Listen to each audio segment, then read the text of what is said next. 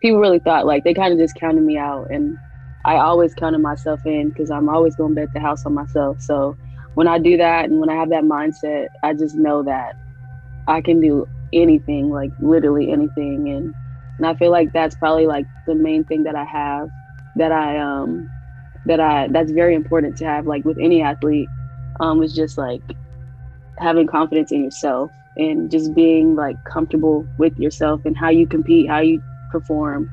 I think the track world just gained another fan just because of like this meet. This was literally like the greatest world championships ever.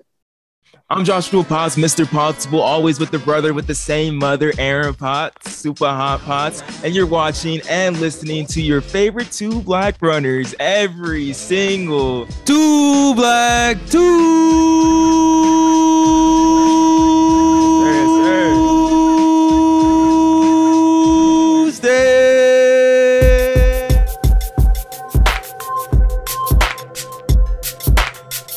Yes, sir. We back again, repping the 909 today. I'm excited for our guest, Joshua. Go through though. Let them know who we got on today.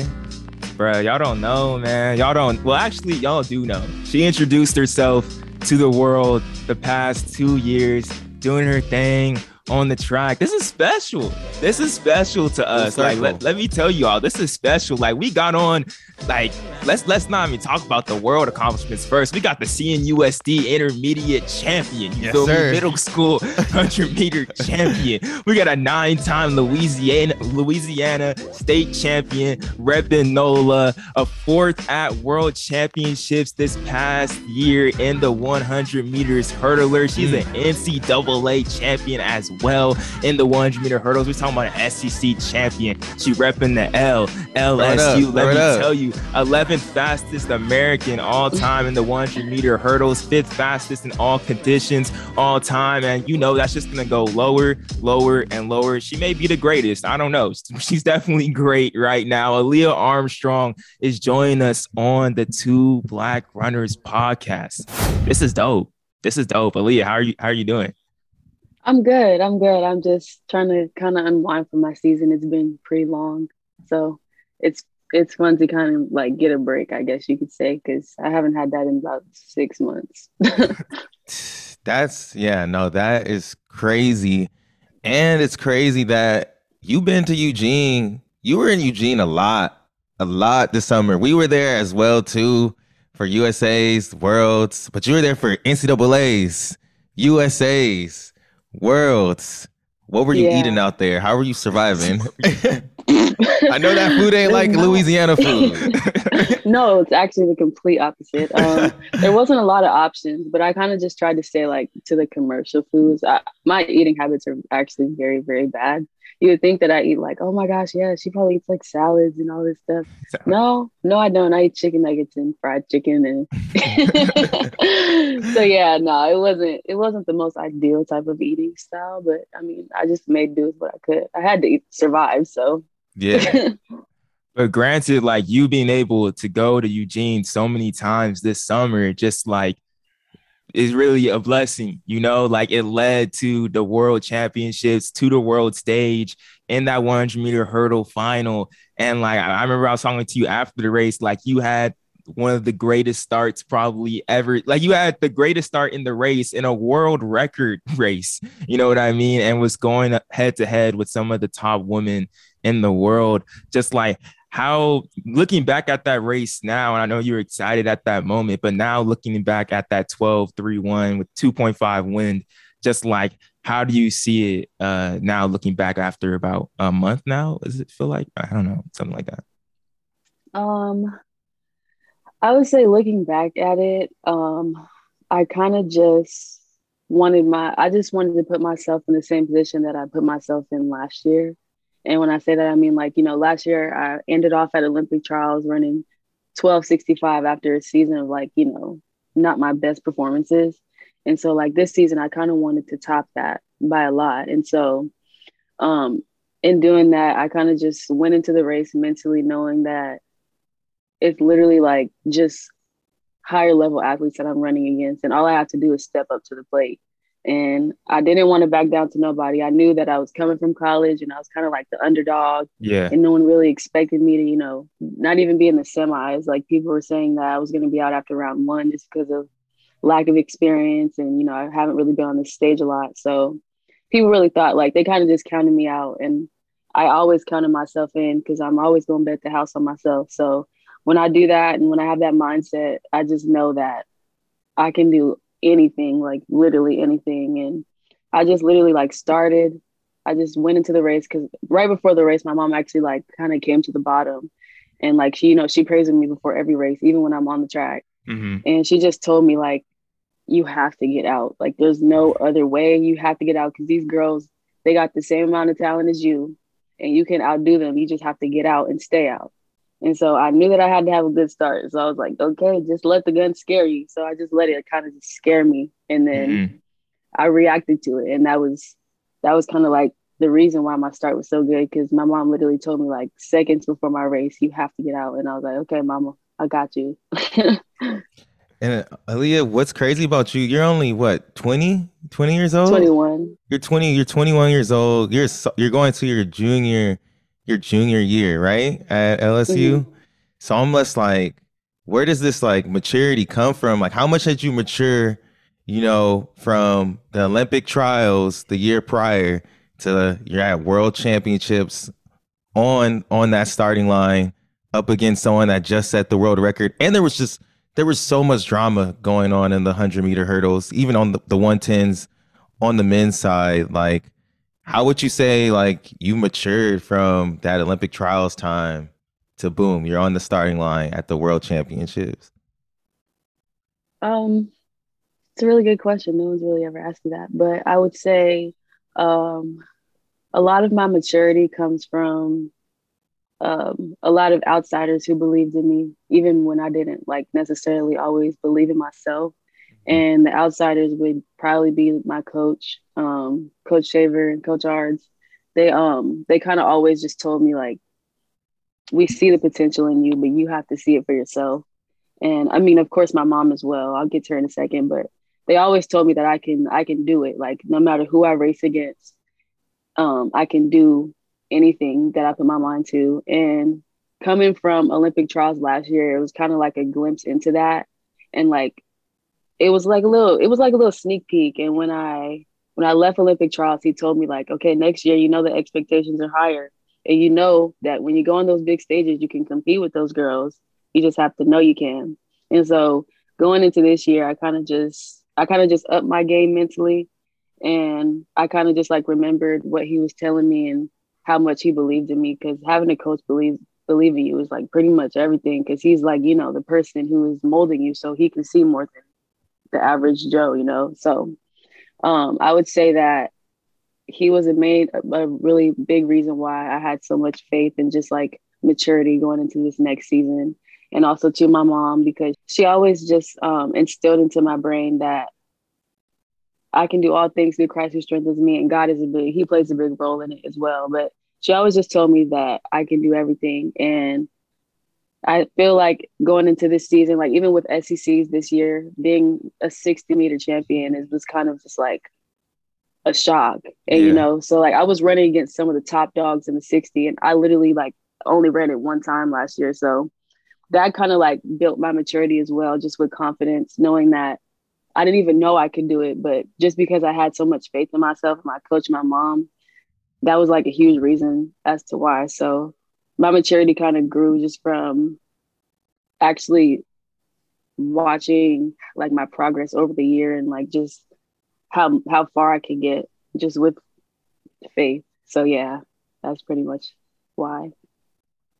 Yeah, I like that. I really, really like that. Definitely like hearing from the outside, because you even alluded to it when you're first describing in the beginning, just saying that your mom telling you you have the same talent as these girls. And like that's a big statement to make. It's the right statement to be made, but it's a big statement to be made like in that moment. And just to be like you're only 21 years old and you have the same talent as these people next to you that have broken world records, that have won Olympic gold, that have been on the Olympic stages like several times before, that you have like similar talent as them. And you definitely shown it in that race, but to come away with like a fourth place finish, I gotta ask, was it like a little bittersweet, like you're all like a fourth place, first world championships, like you're right there from the bronze, like was a little bittersweet? Um, I would say it was more sweet than bitter. I didn't really feel any bitterness. I guess the bitter probably just came from like, dang, Aaliyah, like it's just little tiny things, but Uh-huh. like it's not really like, oh my gosh, like that just cost me a whole medal. Like I'm literally, I think I don't really feel the bitter side because I do this because I love it and not Yeah. because it's like a job for me. Like it's not a job, it's just something that I go and do because it's therapeutic and I literally just have fun. Like a lot Mm-hmm. of people I feel like they take the sport too serious in their own life and that's why they have a lot of downfall and trouble because they're just not having fun with it. So I would say it was more sweet just because like one, I was the last American standing and Yeah. the fact that I'm the youngest That's American, crazy. and I was pretty much the only one that was counted out and like saying that I wasn't going to make it to the final.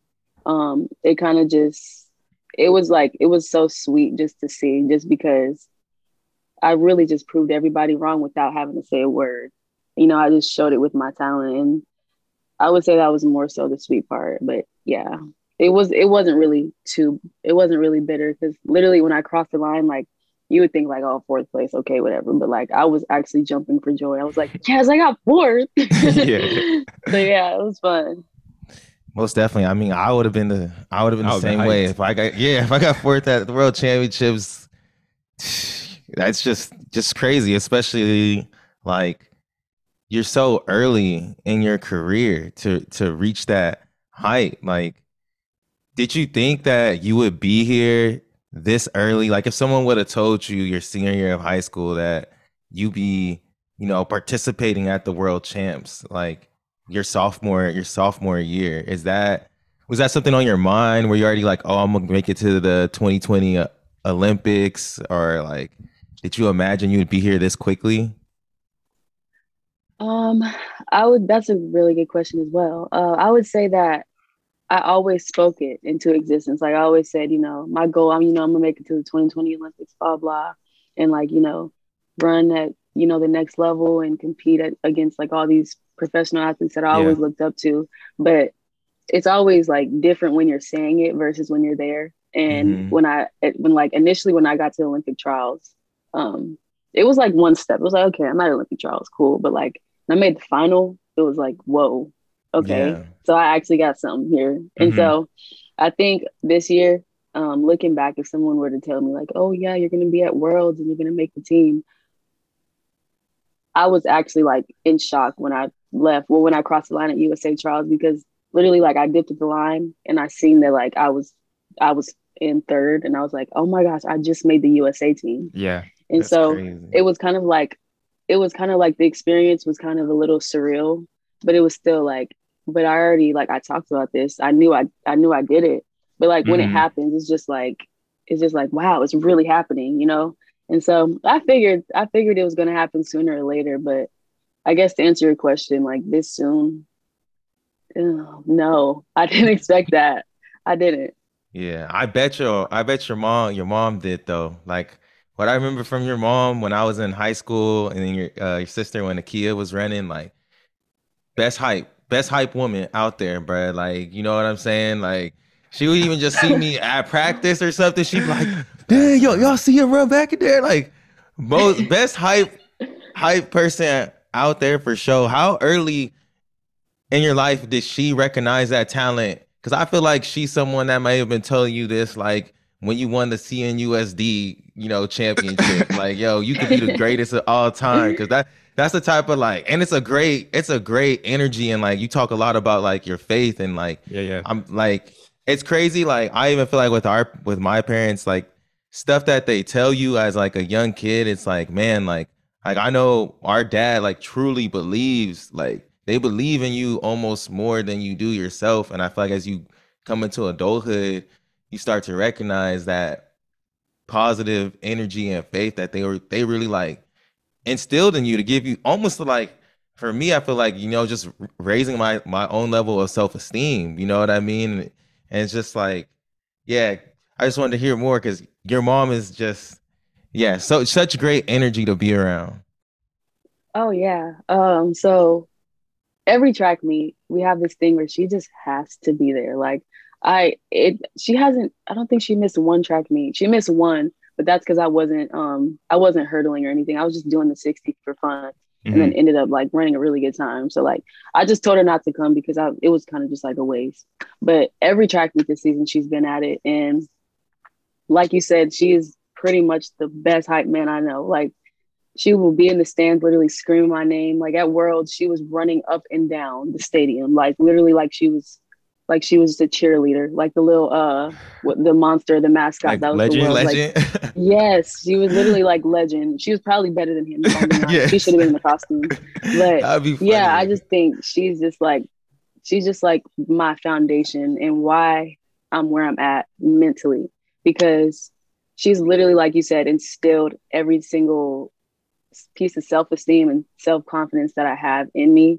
And that's just from literally from diapers. Like she always knew that I was going to be something. So I feel as though like, aside from all of like the trials and tribulations that I went in the past, I mean, that I went through in the past, she was always just that like light at the end of the tunnel. And like, it just kept me going and it kept me going. And her energy is so contagious, and I literally catch it every single time when I'm at a track meet and I feel her presence. It's almost like I just feel it and then I run fast. And I think that's just like, I wouldn't say she's my good luck charm, but she's definitely something that keeps me like grounded in there. And if I hear her voice every race, I hear her voice while I'm running, and it's literally the only voice that I hear, and it just like motivates me and makes me go faster. So I think just her being there and just her being the type of mom she is and the hype woman she is, it's literally like probably one of the main reasons why I am where I'm at. Yeah. And for people that don't like, it seems like people outside looking in, they're all like, oh, it seems like they know each other. Well, let me just get the background on it. So Alia's older sister, went to high school with Aaron. And then me and Alia were at River Heights, a middle school here in Eastville, California, at the same time as well. Aaron also went to River Heights as well. So we got three River Heights legends That's on the crazy. call Hey, I got right athlete of the now. year. I got athlete of the year when I was there, bro. Bro, me too.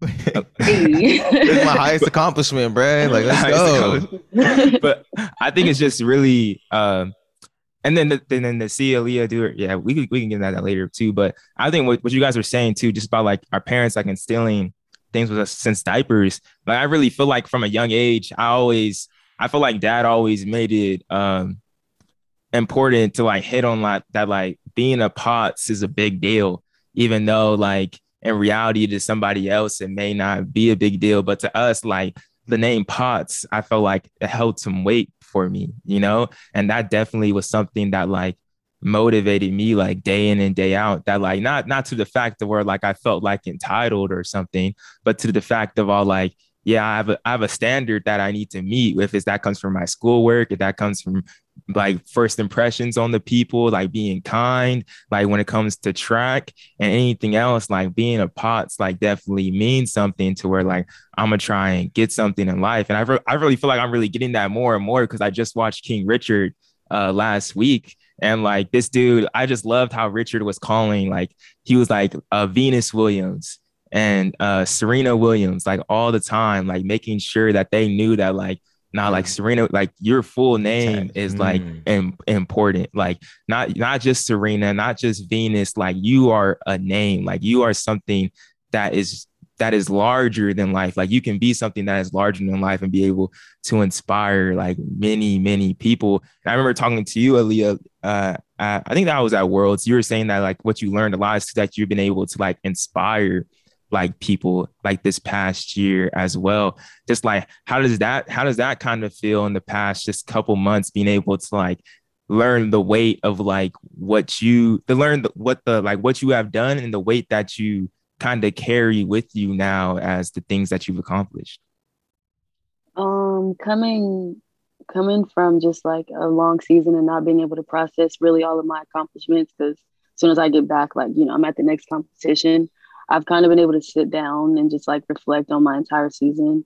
And I actually had a breakdown on my way home from Eugene after Mm-hmm. Worlds. And I literally was just on the plane, and all of a sudden, like, I thought about it and I just started crying, because it wasn't tears of sadness. A little bit of it was because it was over and I, like, I'm gonna miss all the people that I met, but Yeah. it was tears of joy. And it was coming from a place of, I've literally just like shocked the world, but at the same time, like, I'm literally being that figure that I've always wanted to be for like the younger generation, because just a few months prior, I literally false started at nationals and couldn't even like claim a title or anything. Not saying, that was my title set in stone, but I had an opportunity to get a national title indoor, and I literally false started. And a lot of people would think like, okay, yeah, you just like kind of mentally go down and give up. But I never, never, never once lost the faith. And I did that merely because obviously I had a end goal. And I also wanted to show a lot of people that just because you hit a bump in the road doesn't mean that that's the end of life and it's all over. Like, you kind of have to keep going. You make a mistake, you learn from it, and life goes on. And Mm-hmm. so I think making it to the stage that I made it to, and using my platform and just my abilities to inspire others has meant the world to me, because there's a lot of little girls and little boys and even older people that I've noticed look up to me and use me as like a guide and a role model. And that's always been one of my dreams, to just like inspire people, because I was inspired by track athletes, Allison Felix, Sydney McLaughlin. I looked up to them, and I still do. But I just think that like that was something that I always wanted to do, because I seen what it did for me. And I wanted to do the same thing for younger people, just because they can be where I'm at too, and not, get into trouble and be on the streets and this, that, and the third. Yeah. Like, just do something positive with your life. And that's just something that like I can hold near and dear to my heart. It feels so good. I've had a couple of those moments when you have that like good cry, but it's like you're saying, it's just like pure happiness. And just like, for me, it's like very like, is when I feel like something good happens, like you just feel very grateful. Just that Yeah. grateful type of feeling, and it's just overwhelming. And it's like, I don't know, when I have those moments, it's like seeing, like how you were saying at the Olympic trials, you feel like that was like a sneak peek, and it's like seeing like your vision like really manifest. And like you Yeah. don't always Mm-hmm. know what exactly it's gonna look like. Like for you, you said you false started indoor. You didn't think that was a part of the journey that was gonna get you to this spot. But it's just like amazing when you have these moments, especially being a person of faith, and you're just like, man, it just really like makes God even seem even greater than like, because it's just like, dang, bro, you really did it like that? Like, Yeah. what? Like, that's crazy. Like, you know what I mean? And Hmm. I feel that. I've definitely felt that before. Cause Yeah. Yeah. Because it's like too, like, the story's already written. Like your story is already written, but all he does have to all God is doing is just unveiling it to us, like our Yes. life is already like predetermined and everything. But as long as we like fall down his path and everything and don't drift away, like he'll just unveil with us like the great things that he has in front of us. And to have that moment, y'all like, dang, he made me fall. Like it makes you look back, you're like, dang, my life is a Disney movie. You know what I Yeah, Yeah. mean? for Like, real. bro, like how is this happening like this? And even just that even just goes back to when we were talking about earlier, just like the things that you knew from the beginning that like you're destined for something. If that something is not even being big, but possibly to inspire something like that. And that's where I kind of want to go. I want to rewind a little bit. Like when you were like a little kid, did you feel like did it imagine like when you were back in California, did you feel like professional track and field star? Was that the plan? Was it to be at LSU? Was it to be like running track? Was it to be a police officer, American flag? Was it to be something What? else? Wait. Kids like Um, y'all like I want to be a fire truck when I grow up. How kids be thinking. I don't know. Yo. I'm just throwing things out there. You feel It's me? like, that's hilarious. So it's funny you say that, because nobody knows that I actually, from the age of 6 years old to my senior year in high school, I played soccer. I was never a track runner. And so I did track here and there, of course, like at River Heights, Yeah, yeah. and a little bit in elementary school, but it was never really like the forefront of my brain. I Mm-hmm. knew I was fast, but I never really like, I wanted to run track because, my sister did it, my mom did it, but Yeah. it was never just like, oh my gosh, like this is my first, passion. And it didn't become that until my junior year in high school when I, started seriously running and, going to the state meet and all that stuff.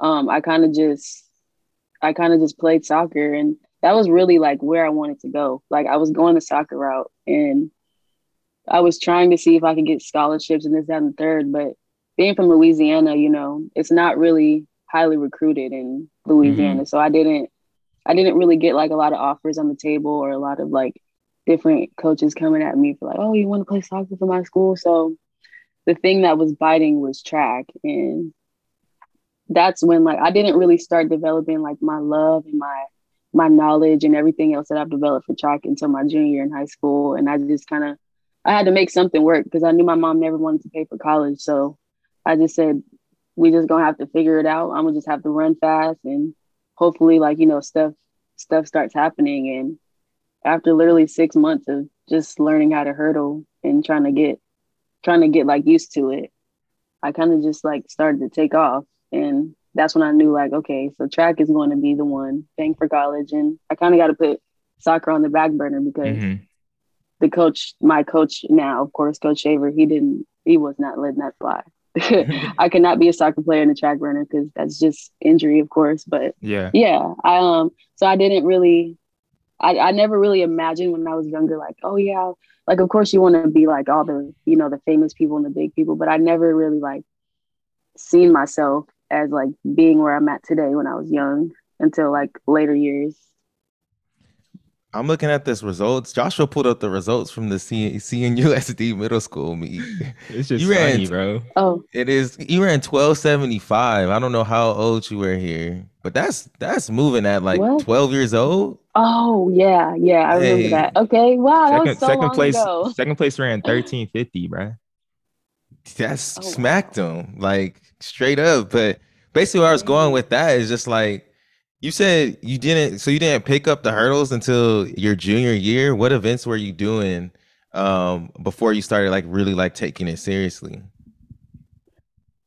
So when I moved to New Orleans, my freshman year in high school, I went to like a little small school, and we were we were a little bit like, I think I forgot what district we were in, but basically, I did the 100 and I got second at state. I didn't really, I mean, I ran like 12:01, I think, but that was my freshman year in high school when I first moved Mm-hmm. to New Orleans.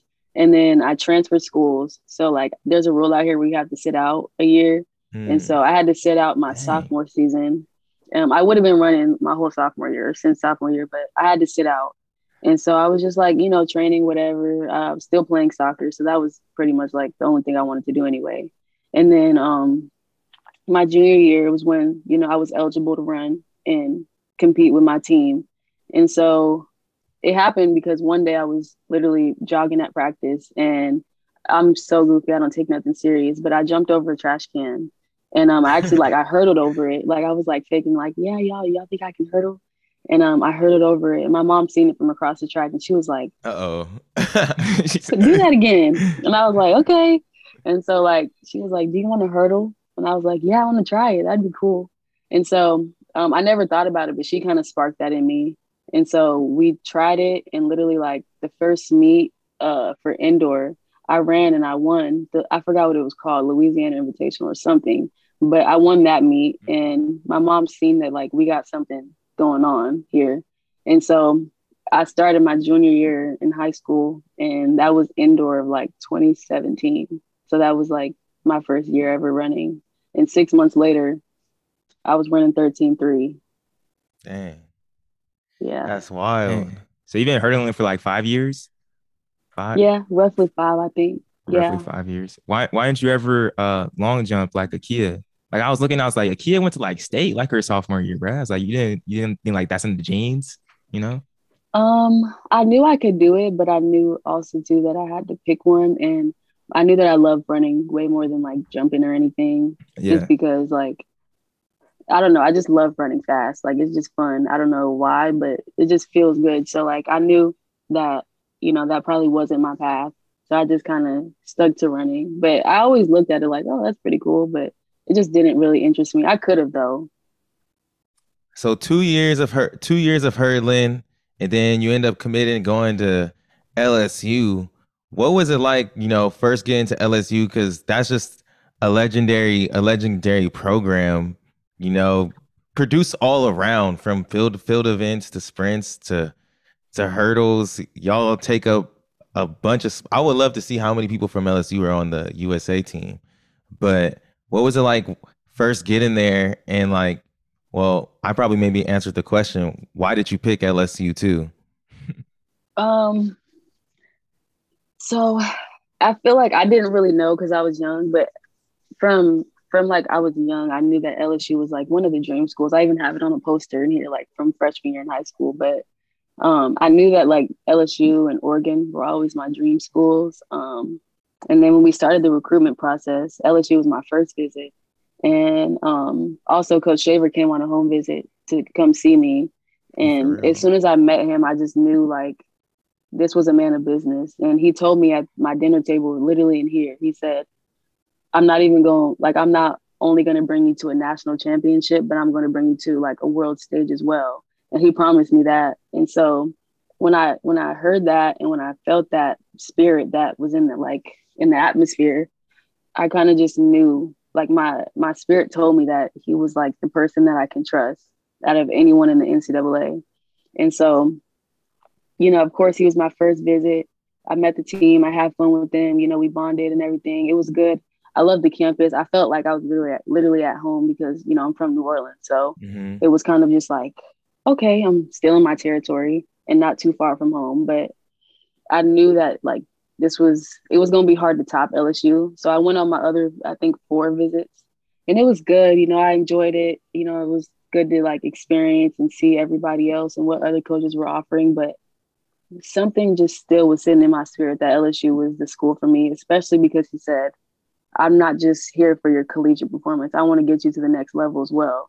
And so that was something he told me that no other coach really told me. Hmm. And it kind of just sat with me for a while. So I kind of just, I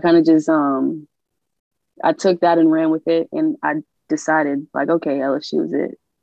Yeah, I mean, like you were saying earlier, like he truly just he believed in you. He saw the vision from when you were a senior in high school. So yeah, that would definitely convince me. You coming in when like, yo, I'm gonna take you to the next level. This ain't even about just like college. And he's so proven.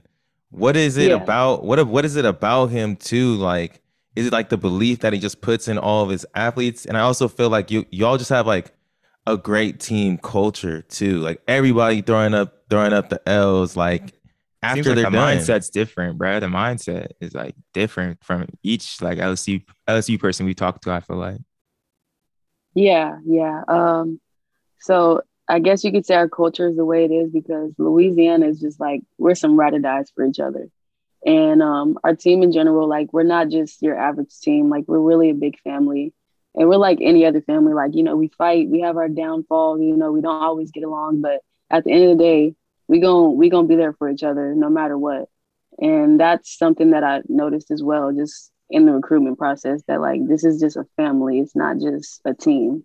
And so I really admired that. And so there's a lot of people that are kind of against LSU and not really fans of LSU. And so that's why we're kind of like so strong and we just stick together because there's so many people against us. And so we just try to spread positivity as best as we can and kind of tune everything out. So yeah, like the culture here is just it's awesome and supportive. And I feel like for the past like couple years too, well, it's definitely been way back as well, like with Lolo Jones when she was there. But like the past like 4 years, like LSU's been looking like a hurdle school too. And it's definitely for the shorts. And with you this year, like with you and with Eric Edwards over there as well. But then like when you first getting there, like you have you have Tonea Marshall and Milan Young like Sorry. doing their thing. just like how was it to go in, like step in when you already have someone there like Tonea and Young, like performing super well in the 60-meter hurdles and the 100-meter hurdles, and it's kind of like learning from them. Um, so I haven't really talked about this in a minute, but I absolutely miss Tania so much because I learned so much from her just being Mm-hmm. here. We learned from each other, kind of, I guess you could say, but I learned so much from her because she was always an athlete that I also looked up to from high school, just being at New Balance Indoor, seeing her record up there, saying, like, I want a record too. I want to do this. So she was always like an inspiration to me. And I learned so much just in the sense of like we'd be at practice and she'd see something wrong and she'd be like, okay, fix this and do this. And Mm-hmm. she was never one of those teammates that was like against me. Like, she Yeah. kind of helped me in my journey. And she's another reason why, like, I'm here today because she instilled in me that I can do all things and never back down. And just as a teammate, like, yeah, we're competitors, but like she was always a teammate to me and like a sister. And so I'm very grateful for everything that she's really helped me with because even I'd be having breakdowns at track meets and she'd pull me to the side. Like I literally called her crying one year because I was scared and I didn't know what was going on, but I just know I wanted to win. And she was like, you need to just trust God and trust this process because it's not easy. And no one ever said it was going to be easy. And so just hearing her and, my teammate Milan, she always motivated me as well. We pushed each other at practice and just like, seeing them just be above me and wanting to be like them, it was always like that push to want to be just like them and be on that next level with them. And then go from that to like last year at Olympic trials, like to be on, well, USA's too, but like the Olympic trials, for you all to be on like the same line together, you and Tonea, like both being like wearing LSU like across your chest too. Like, what was that just moment for both of y'all? Like, that's crazy for both of y'all to like come in working towards that and you both get on the line at the Olympic trials. Like, that's a big thing for both still being collegiate athletes. Yeah, even till like down to then, she still like we were on the line next to each other being competitors. She still was telling me like, come on, mamas, go out there and just stay with me. We can do this together. It don't have to be like me above you or whatever. Like she wanted the best for me at all times. And I wanted the best for her as well, just because of how much she treated me like a sister and not just necessarily a competitor. And so I really admired that. And I think just running with her on that level, it kind of like showed me that I had a confidence that came out of nowhere. Like I know I had to prove people wrong because they kind of counted me out at NCAA's for Olympic trials, and so she was always that one to say like, yeah, they count you out, but that's their job to just like stir you up and make you feel like you're less than. But she always like told me that I was greater than, and when we competed together, it was just awesome because she was pretty much the reason why I ran 12:65 because I was literally next to her and we practiced together all last year. So I was used to it. I felt like I was at practice. So just using her as that guide and that motivation was like a main reason why I ended off the season for Olympic trials the way I did. But yeah. Yeah, that's what's crazy about that too. I feel like having her as a teammate prepares you when you go on the big stage so much when you're next to Ken Harrison or Brianna McNeil or all these great. I mean, the hurdles in the US are amazing. Well, Do you like the feel? U.S. women 100-meter hurdles, Aaron, like that's one of the scariest events to me. Yeah, You feel me? Like every single year, there's dogs. You know? yeah. I mean, we had the world record, for a second until this year, and then it's like you can name 5 women from the U.S. that could be like on the team or even placing. You go Nia Ali, you go Ken Harrison, you go Lele. It's like Go Christina Manning. You go exact. like Christy Castlin. Like there's women year in year out that can be on that team. Do you feel like you learned anything from those current women when you made that U.S. team? You just get to be around all these people that have just done it so many times already. Oh yeah, I definitely learned from them. I would say the main takeaway that I learned was that like in the atmosphere there was so much tension and like so much like I have to do this and I need to do this, but like it wasn't really like that for me. It was the thing that separated me from the rest was that it was just like I'm here because I'm having fun. Like, yay. I was just Mm-hmm. like a kid at Christmas. I was like, oh my gosh, like, okay, we made it to the final. Let's have fun, you know? For And I feel like real. everyone had a lot of tension. And so the thing that I learned was that like there's not really there's no pressure. Like you have the talent. That's why you're here. That's why you're at this stage. Just like literally let go and let God. And I feel like that's probably like the main thing that I have that that's very important to have like with any athlete is just like having confidence in yourself and just being like comfortable with yourself and how you compete, how you perform. Because the main thing, another thing I learned from like just my competitors, not even on the team, but just my competitors, just like to be kind to people, you know. I feel like there was so much like if you're my competitor, I can't talk to you. I'm not like that. Like I love Yeah. everybody. I don't care if you're lined up on the line next to me. You know, I'm still gonna show you love regardless. So I think that's just something I learned. I didn't really get to talk with them much, but I just I just know that there was like little things that I learned just from being in the atmosphere with them. Yeah, just things you could just pick up and be around. Yeah. I was just watching like Deion Sanders was talking about because at the HBCUs they had the XFL like tryouts and there's a bunch of people trying out there and he was like they're asking him what he tell his athletes, what would you tell them about this moment? And he was like, bro, like there's no pressure. He's like, this is a gift, you know, on present when you know, like on Christmas when you get a present, you get to open it up and show everyone like this is a gift. You get to put your gift on display and like what you're talking about with like worlds. It's like, bro, just getting there is like, man, like you get to show this gift that you've been given. Like you're just unwrapping a gift. So, and it definitely, like you said, it's like, I mean, like we've been saying the whole podcast, it's already written and everything, but it's really like it's a blessing, man. Like just go out there and like and let God. I think that advice transcends sports into so many different things in life, work, any type of event or anything, especially if it has to do with like a passion of any sort like that. But is there anything outside? You know, you're at the meet, you know, what are you doing? Like, are you focused on the race the entire time you're there? Are you watching like something on Netflix? What are you doing in between like days at the world champs?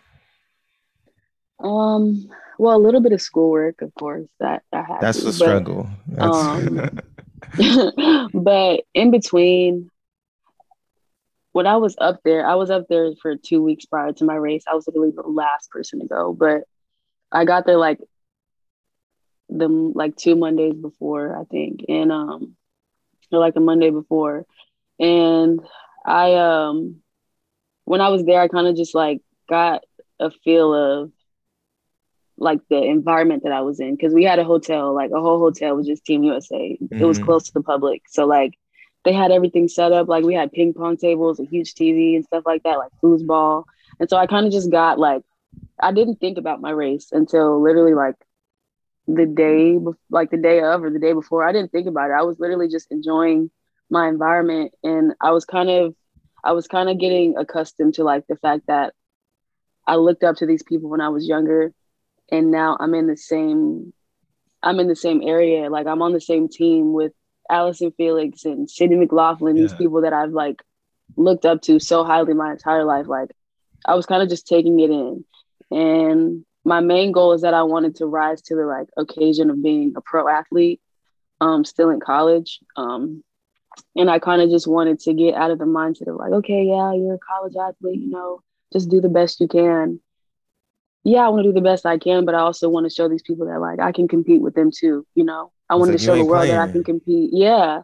And so just being around them and like, you know, I just became a kid and I was just like enjoying where I was and not necessarily like adding pressure to myself. I just, you know, I would sit in the lobby for like hours and watch Netflix or because they had a huge like a 70 or 80-inch TV. So I just sit in the lobby and watch Netflix and like, you know, some people come up to me like, you know, I would see Fred Curley and and Marvin Bracey, they'd be playing like dominoes with some of this USATF staff. Yeah. And just like seeing them like have fun, it didn't really add any pressure to me because it was just like these people are just here like having fun like me, you know? And Yeah. so that's kind of what I did. I just relaxed. Like it was almost like a vacation for the first 2 weeks, really. And then Saturday I was like, okay, I actually gotta run tomorrow. Let's do this. But yeah, I didn't really do much. Who the loudest, bro? Who the loudest on USA? Like, who surprised you? Who surprised you the most by their personality? Was there anyone that you're like, dang, I didn't think that uh, they would be like this outgoing or like this funny or something like that? I would say my best experience on the team, the person who I've met, would have to be Elijah Godwin. I Shout met out. him unexpectedly. He's actually such a cool person. Like his vibe is just literally so contagious and so matched. But he's like a good friend that I met, and like I'll forever cherish his friendship because he just seems like such a genuine person. Like we literally talked for like hours upon hours, and we were just talking about like God and how people take stuff too serious. Like we think a lot alike, and I Mhm. just that's something that like I'll probably forever remember. That's why it was so easy for me to say like Elijah is probably like one of my favorite people that I met on this journey because we've been in the same literally like conference this whole time, and I did not know he was like that was his personality. He told me his life story. I told him mine kind of a little bit, and it was just so cool. So I would say like his personality is just huge. Like he's hilarious. He's a character. But yeah, I would say Elijah Godwin from Georgia. What you're describing too, just like being in the USA teams and having deep conversations with people, like it reminds me, like surprisingly, but I guess it's not surprising because it's like track and field doesn't really change like from a team aspect, but it reminds me of like when I was a kid and I was going to like the Junior Olympics with my team and like I was on a 4x4 team and like, or we just went to like our trip or we did like a club when like me and Aaron when we would go to like like to the Phoenix meet and stuff like that, or just like in cross country we would go to like Portland. It was just like a whole bunch of people just like Everybody in the same hotel, all the yeah, different just like teams and having stuff. Yeah. fun. And then Yeah. it's like race day the next day. It's like, all right, man, I can't stay up till 3 a.m. today, bro. We gotta get serious. Literally, that's Like, exactly what it bro, was Yo. like. like, bro, shut up. Like, I'm trying to sleep now. Like, you know what I mean? Like, Yo. they be playing around until it's race day. So, like, Yeah. that's just really, yeah, that just sounds like such a good time. But I was curious too, just about we talked about already. Like, you were at Eugene like so many times, but just like that, not even really the atmosphere, but when you were competing, but like the first time you actually like showed up and just walked into like the stadium and like competition was happening or before competition was happening, did it feel like different or did it feel like the same old to you? Because I feel like for Aaron, did it feel? I'm curious what Aaron thinks too. Did it feel like the same to you too when we just went there without competition that was there? But first, like from Aaliyah, did it feel like just the same, or did it feel different when you seen like everything set up for Worlds? Also, I wonder, does it feel different from like, well, I'm sure it feels different, but like, what's like the atmosphere, NCAA's to USA's to Worlds, and it's all in the same stadium. Like, how does the atmosphere like feeling change with the stage? Does that you think provide more comfort, or is it kind of weird like being there so much? Um, the atmosphere was completely different. It felt like literally a different track meet every time. It was, but like it felt like a Mm-hmm. completely different stadium. And I like it, of course everything looked the same, but like the crowds were different. Like you can tell NCAA is like, okay, that was the collegiate supporters, like, it was okay, like Yeah. they still supported me, but it was like, it wasn't as big or like, like, but like NCAA's, it was hype. I won. It was fun. And then going into trials, it was like, it was okay. It wasn't the biggest crowd, but it wasn't like, like Yeah, necessarily like all that hype. It was just like it felt like I was in a different atmosphere. And then going into Worlds, when I walked out, it was literally like probably one of the best feelings that I've ever felt when I stepped on a track. And I say that because literally there was pretty much not one empty seat in the stadium on Yeah, that was finals day. crazy. Yeah, like when I walked out, I looked at the crowd and I was like, that is so many people. But like they were all like, I just heard the crowd, like more people knew me from NCAA's. Like, you support your team, you support this, that, and the Yeah. third. But like when you got a USA across your chest, they don't care if you're from Timbuktu. Like you got USA on your chest, so we're supporting you. And they were calling my name, like, yeah, go Alia, blah, blah. And I'm like, how do these people know me? Like, I'm still in shock. Like, yeah, I mean, cool, but how do you know me? And so it was just so cool. And I think that was the difference between the atmospheres, just like necessarily the crowd. The crowd was kind of like they play a big role in athletes' performances. And I think if the crowd supports you, then like you literally just have a whole team on your back. And or like not on your back, but a whole team coming behind you. And that was the difference between the atmospheres. Like being at Worlds on a world stage is just completely different because even other countries sometimes even support you. Like Jamaica was going crazy behind me as well. And so I just think that was just like really awesome. But the atmosphere was definitely different. Each meet, it changed. It was completely different. I felt like when we were at USA's versus Worlds, I feel like I felt more tension low key at USA's because it's like, oh, I gotta make this team, versus like Worlds. I feel like was just there's always like, I always felt like a little bit of a happy undertone because it's like, bro, this is it. This is the World Championship. All the countries are together and it's like celebrating. But I would say, Joshua, for me, that's the biggest like difference that I felt from like Worlds to USA's really. Yeah, I would agree. It definitely was like a lot of happiness, like no matter like a lot of people too that were all like, oh, I didn't perform. It's bittersweet, like I'm still on the world. Like there was a lot of people were able to find like the bright side and things like immediately afterwards. Because Yeah, I that's think a a good lot of point. people at the end of the day, like they may have been like mad about the performance or like been crying or something, but I think I hope like 2 days from after you're all like, I was at Worlds though. Like I got seventh I'm the seventh fastest man ever, like in the world in the 800 or something like that. Like that's still a pretty like good accomplishment, or even being like 30th, but sometimes you don't want like something like that. But also I was asked too, just like the experience in general, because I feel like World Championships was dope. Like I think from the presentation, from like the crowd, like hyping up, especially like the field events, like being there was like cool. And us like doing our things with like our podcast and stuff. Like it was a dope experience. I feel like just for a track and field fan.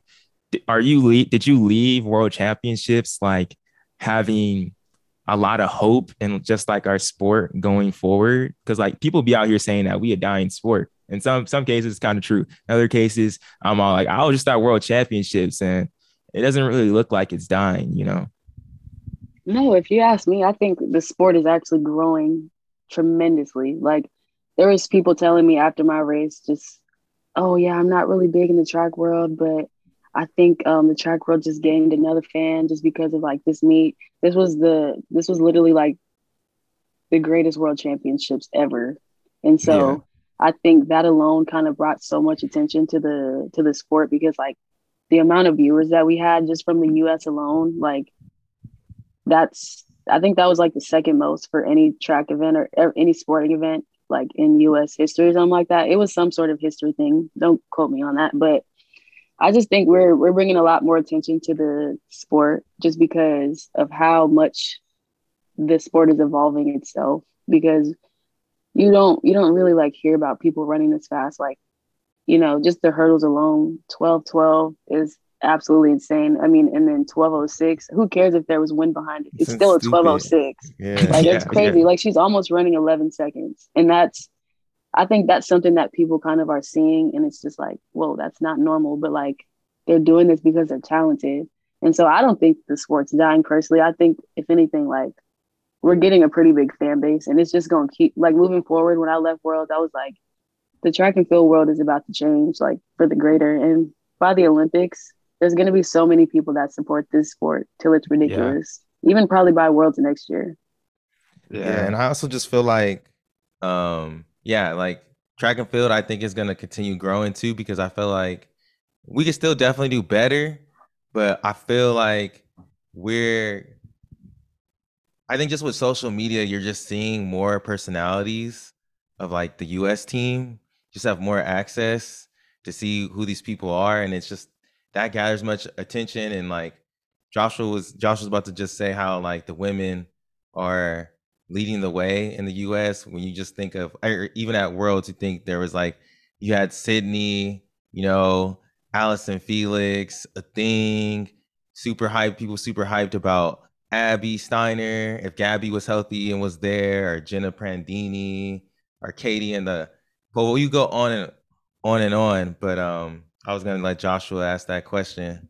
It was the most watched World Track and Field Championships. That was the record that we got. It was 18.7 million. I pulled it up. I think Otto Bolden tweeted that. 18.7 million. Yeah, most ever over a 10-day span.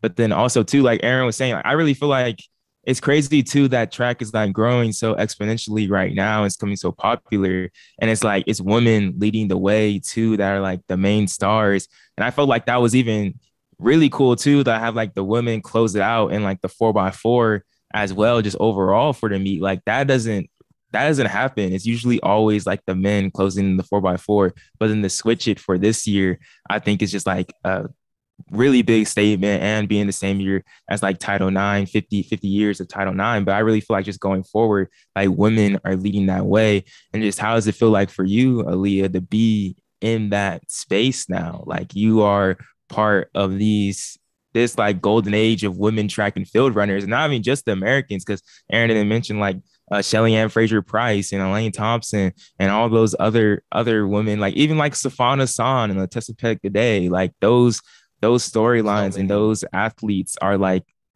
they're taking over headlines a lot of the times. So how does it just feel to be a woman in this time period of track and field? I'm so proud to be a woman. And I don't just say that from a track and field aspect, but I just say that all around, because I feel like we're like in the past, women were looked at as like, oh, she can't do this because she's a woman, blah, blah. But like now we're kind of the face of everything. Like we're doing it and we're inspiring and this, that, and the third, not taking anything from, you know, what the men did on their side, but just us alone. I feel like we deserve this because us as women, we're empowering. And I just think that we're kind of molding a different future, you know, because in the past and in history, you know, we always learn about how women were kind of considered less than, you know, didn't have the same rights, didn't have equal rights. But I feel like it's not even about rights anymore. It's just about like our human abilities and what we can do, you know, and we're kind of proving ourselves and showing. And we're not letting just like history repeat itself. We're kind of making our own history. And that's something that we did. And to be a part of that is just like, it's awesome because I can just tell, like, I can use this to tell my kids in the future, you know, and just younger kids that are around me when I'm a little bit older. I can just use this to tell them, like, continue on this legacy because we're making a brighter history and not a negative one. So I just think that, like, that was something that was just so awesome to be a part of because, like, I'm doing it with the people that I looked up to. And I use that to, like, guide me to make, you know, good history. And so I want to do the same thing and pay it forward to younger kids. And I think it's just awesome. It's her story. Come on now. It's her story. Yes. Coming out there. They're doing their thing. They're doing their thing for sure. Yeah, it's dope to see. You know, honestly, it's like dope to see. Like the women are I think women are definitely the future of track and field. And I think they're gonna be the ones. Y'all are the ones that are gonna bring us to like the face. I really feel like that for sure. But as we close out the podcast and everything, we enjoy you having us on. But we have a few just kind of fast questions that we want to talk about a little bit too. As some people may know about Alia, that I think has it been for the past 2 years, you've carried around Stitch everywhere you go, especially like when you travel and everything. So I just want to know, what are your top 5 favorite Disney movies? You know, like let's get a list right now. What's your top 5 Disney? We can go Disney Channel original movies. We can go Pixar live action Disney movies. Top 5 favorite Disney movies. That's tough. Okay. I haven't thought about this in a minute. Top 5. I don't have any specific order, but I do have a top 5. That's fine. That's fine. So I would say, Princess and the Frog, 100%. That's New Orleans. Come on. Yeah, you got to. Yes. I would definitely say, I would say that, I don't know if y'all seen it, but The Wizards with the Wizards of Waverly Place movie. I forgot what it's The called. Wizards of Waverly Place That's movie. a throwback. Yeah. That's definitely in my top 5. That Proud Family movie, of course, that has to be in there. That dance scene, that dance battle scene, that's legendary. Yes. Iconic.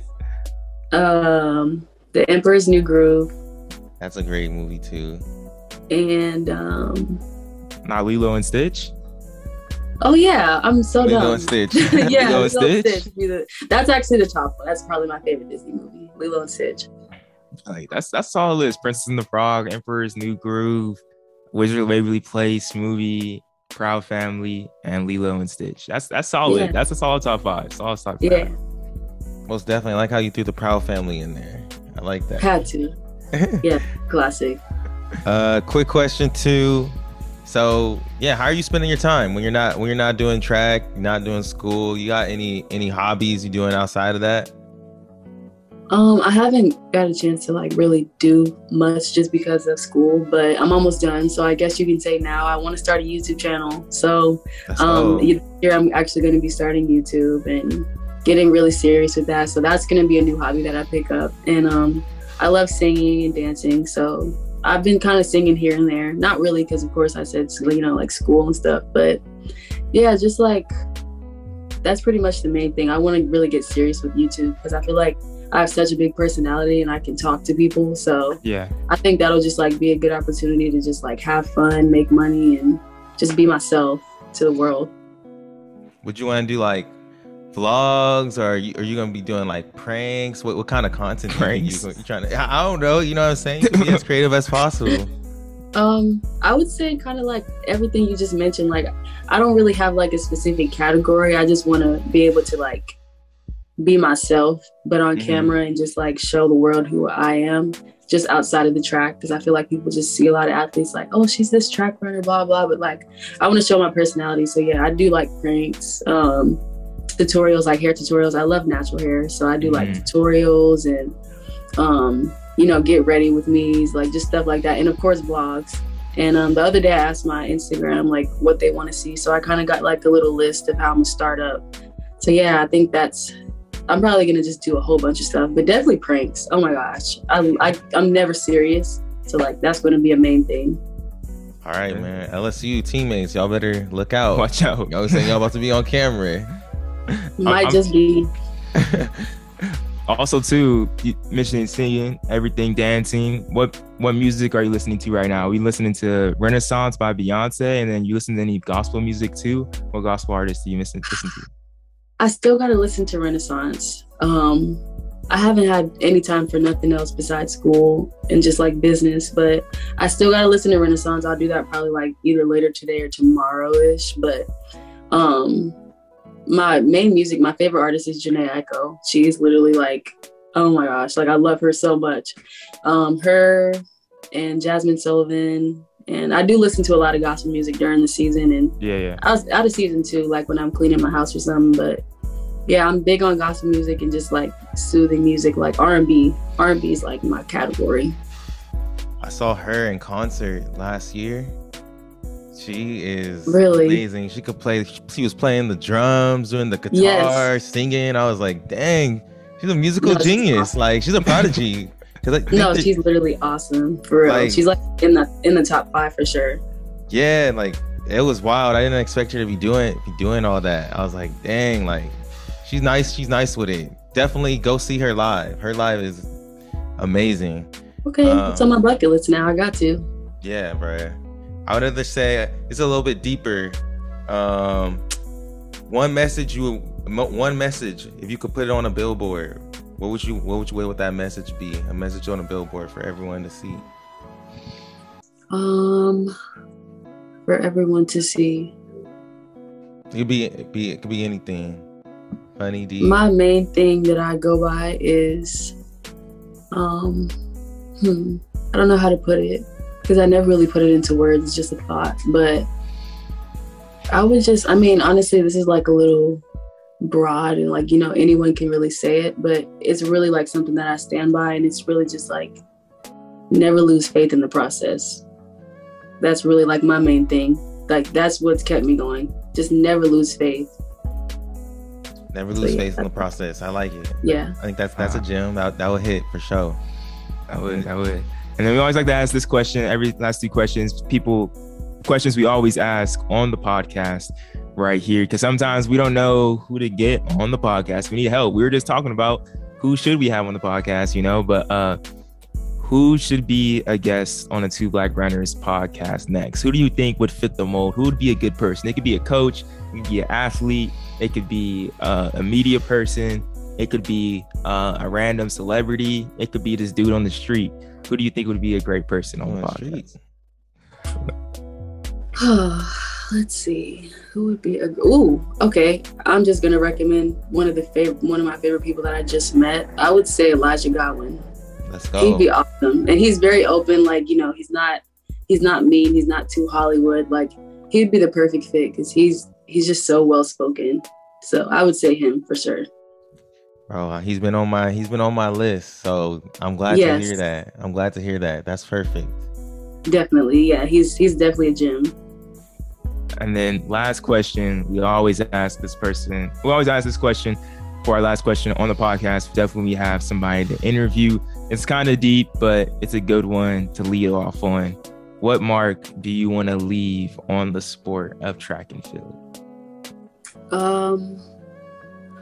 A mark that I want to leave is that, and again, this is like just a kind of, I guess you could say, cliche quote, but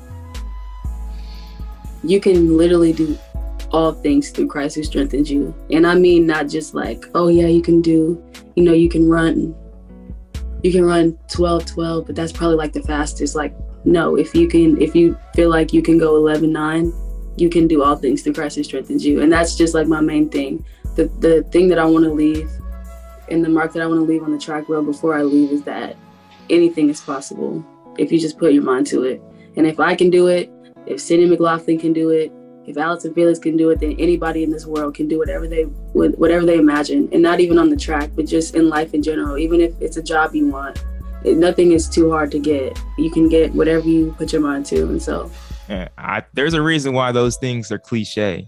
There's a reason why they're cliche. They happen a lot, and it's a lot of people believe them for real. So like that's real talk for sure. That's real talk. Shout out T. You know what I mean?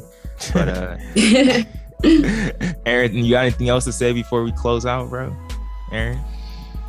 No, I love that though too. You could do all things through Christ, so having that God is that fuel. And I always believe that like those thoughts that you get about things that you think you can do, I feel like that is like God giving you like a little sneak peek of the vision of what he has for you. So thank you for that. Like, that was definitely inspiring, and I appreciate you just coming on with like your busy schedule and everything you're doing, but super excited. Like, it was just full circle crazy.